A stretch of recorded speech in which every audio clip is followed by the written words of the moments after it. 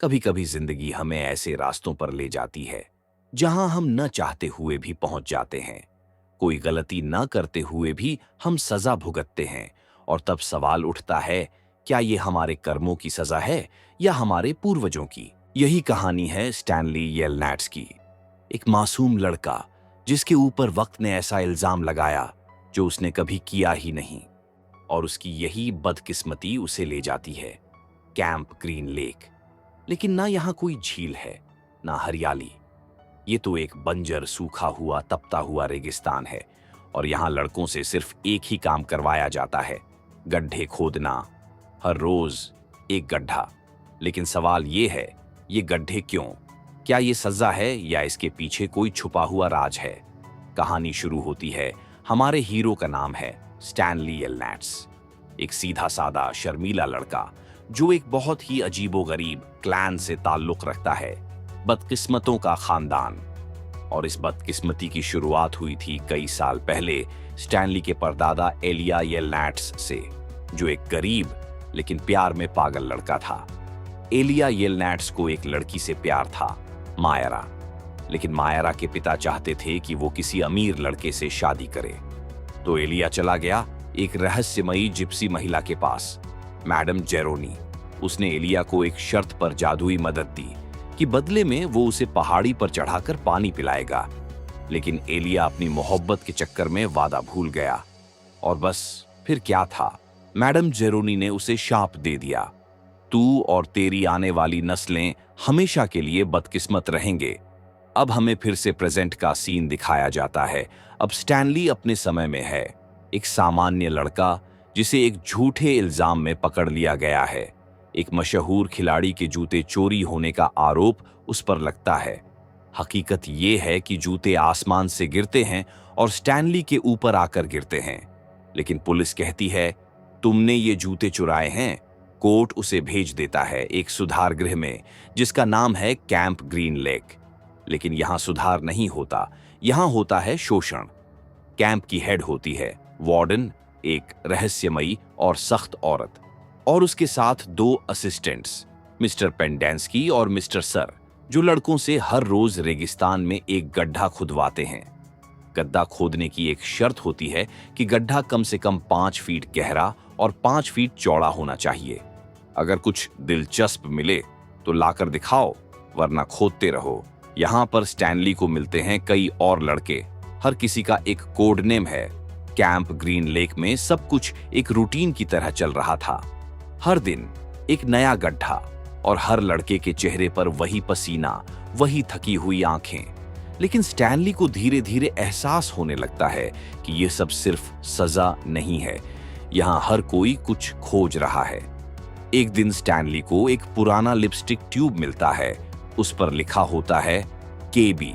तभी एक्सरे आकर वो ट्यूब ले लेता है और अपने नाम से वार्डन को दिखाता है, और वार्डन इतनी एक्साइटेड हो जाती है कि वो उसी जगह के आसपास खुदाई करवाने लगती है। तब स्टैनली को समझ आता है वार्डन दरअसल किसी खजाने की तलाश कर रही है। और फिर फ्लैशबैक में हमें एक और कहानी दिखाई जाती है। अब हम 100 साल पीछे जाते हैं, उस समय जब ग्रीन लेक सच में एक खूबसूरत झील हुआ करती थी। वहां रहती थी एक स्कूल टीचर, केट बार्लो, पढ़ी लिखी, सुंदर और नेक दिल। उसी झील के किनारे सब्जियां बेचने आता था सैम, जो झील के खीरे और प्याज बेचता था। केट और सैम के बीच प्यार हो जाता है, लेकिन 1900 के दशक में एक श्वेत महिला और अश्वेत आदमी का प्यार समाज के लिए पाप था। एक दिन जब एक गोरे गुंडे ट्राउट वॉकर को उनके रिश्ते के बारे में पता चलता है तो पूरा शहर हिंसक हो उठता है। स्कूल को जला दिया जाता है, सैम को मार दिया जाता है और केट को मजबूर किया जाता है भागने के लिए। उसके बाद केट बार्लो बन जाती है एक कुख्यात डाकू, और वो अपना सारा लूटा हुआ खजाना कहीं ग्रीन लेक के पास ही छुपा देती है, वही खजाना जिसकी तलाश अब वार्डन कर रही है। अब कहानी वापस से प्रेजेंट में आती है। स्टैनली और जीरो की दोस्ती अब और गहरी हो गई है, लेकिन धीरे धीरे कैंप में सब जीरो के खिलाफ हो जाते हैं, खासकर मिस्टर पेंडेंस्की। एक दिन पेंडेंस्की जीरो को बेवकूफ और निकम्मा कह देता है। जीरो गुस्से में फावड़ा उसके चेहरे पर मारता है। और कैंप से भाग जाता है। स्टैनली को गिल्ट होता है क्योंकि जीरो के पास भागने के लिए कुछ नहीं था, ना खाना ना पानी। कुछ दिन बाद स्टैनली खुद भी भाग जाता है जीरो को ढूंढने के लिए। वो जानता है कि रेगिस्तान में जिंदा रहना नामुमकिन है, लेकिन फिर भी निकल पड़ता है। चलते चलते उसे दूर एक पहाड़ी दिखती है जिसकी चोटी का आकार हाथ के अंगूठे जैसा है। लोग उसे कहते हैं गॉड्स थंब। और स्टैनली को याद आता है यही वो जगह थी जहां कभी उसके परदादा ने प्यास से बचने की दुआ की थी। रास्ते में स्टैनली को जीरो मिलता है, बेहद कमजोर हालत में लेकिन जिंदा। वो दोनों मिलकर उस गॉड्स थंब पर चढ़ते हैं। वहां उन्हें एक झरना और प्याज मिलते हैं। हाँ, वही पुराने जमाने वाले प्याज, और वहीं पर उन्हें आराम मिलता है। स्टैनली को लगता है शायद यहीं पर एलिया येलनैट्स का वो पुराना शाप टूटा है, क्योंकि उसने किसी को अपने ऊपर से पहले रखा और वादा निभाया। अब स्टैनली और जीरो चुपचाप लौटते हैं कैंप ग्रीन लेक। रात के अंधेरे में वो उस जगह की खुदाई शुरू करते हैं जहां उन्हें शक है कि खजाना छुपा है, केट बार्लो का छुपाया हुआ खजाना। अचानक उन्हें एक पुराना बैग मिलता है और उस पर लिखा होता है स्टैनली येलनाट्स, यानी ये खजाना असल में उनके ही परिवार का था जो कभी केट बार्लो ने उसके दादा से छीना था। लेकिन तभी वार्डन, मिस्टर सर और पेंडेंस्की वहां पहुंच जाते हैं और उन्हें चारों तरफ से घेर लेते हैं। बिल्कुल उसी वक्त गड्ढे के चारों तरफ आ जाती है पीली जहरीली छिपकलियां, इतनी जहरीली कि काटते ही मौत हो जाती है। लेकिन कमाल की बात यह होती है कि वो छिपकलियां स्टैनली और जीरो को नहीं काटती।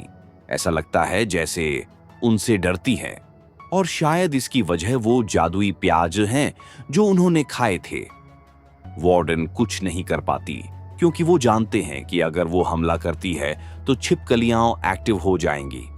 छिपकलियों के बीच बंदी स्टैनली और जीरो गड्ढे के बीच में खजाने के बॉक्स के साथ बैठे हैं। सुबह की रोशनी में सच सामने आता है। अगले दिन पुलिस आती है स्टैनली के वकील के साथ, क्योंकि असली केस की रिपोर्ट अब बाहर आ चुकी है। स्टैनली बेगुनाह था। वकील सवाल पूछती है, आप उसे कैसे रोक सकते हैं जब उसका केस ही झूठा था? और मिस्टर सर, जिसका असली नाम है मारियन सेविलो, अब गिरफ्तार होता है क्योंकि उसके खिलाफ पुराने केस खुले हैं। पेंडेंस्की, जो खुद को काउंसलर कहता था, असल में कोई प्रोफेशनल नहीं होता। सबका पर्दाफाश हो जाता है। अब स्टैनली को रिहा किया जा सकता है, पर वो कहता है, मैं अकेला नहीं जा रहा, मैं जीरो को भी ले जा रहा हूं। वार्डन हकलाती है, उसके तो कोई रिकॉर्ड्स ही नहीं है, ना नाम ना फाइल।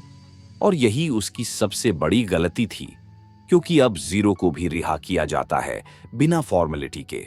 साथ ही स्टैनली का नाम उस खजाने के बॉक्स पर भी साफ लिखा होता है, स्टैनली येलनेट्स। अब वो खजाना वापस उसी वंश में लौटा है। अंदर भरे हुए हैं हीरे, बॉन्ड्स, ज्वेलरी और अनमोल सिक्के। अब स्टैनली का परिवार, जो कभी गरीब था, अब अमीर बन चुका है। घर की हालत बदल चुकी है, एक बड़ा नया बंगला आ गया है। अब जीरो भी अपने परिवार से मिल जाता है। दोनों रोते हैं, लेकिन अब ये आंसू सुकून के हैं। अंत में कैंप ग्रीन लेक को हमेशा के लिए बंद कर दिया जाता है। अब वहां कोई रिफॉर्म कैंप नहीं है,